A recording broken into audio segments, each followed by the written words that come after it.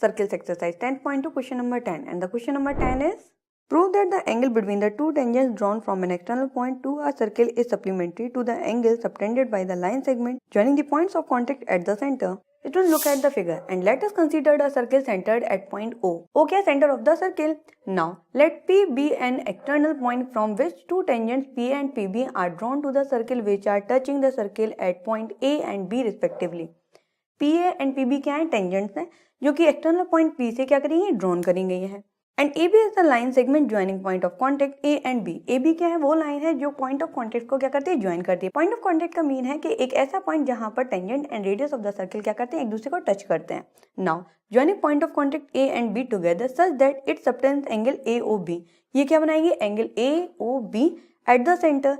ये centre O पर क्या बनाती है? एंगल बनाती है. कौन सा एंगल बनाती है? एंगल AOB बनाती है. Now it can be observe that, हमने क्या ऑब्जर्व किया? OA perpendicular AP because radius is perpendicular to the tangent at the point of contact. At the point of contact. So angle OAP is equal to कितना आ जाएगा? 90 degree. And this is equation first. Now OB perpendicular कितना आ जाएगा? BP. यहाँ पर भी क्या लिखेंगे? Radius is perpendicular to the tangent at the point of contact.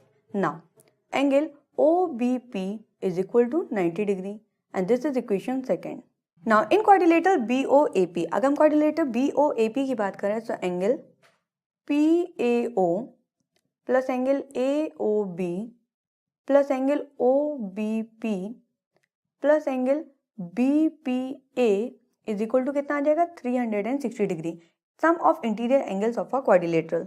So PAO is equal to 90 degree, AOB plus OBP is equal to 90 degree plus angle APB के form में लिख दो इसे. APB is equal to 360 degree. So now angle AOB plus angle APB is equal to 360 minus 180 degree. So angle AOB plus angle APB is equal to कितना आ जाएगा? 180 degree, जो कि हमें क्या करना था? प्रूव करना था.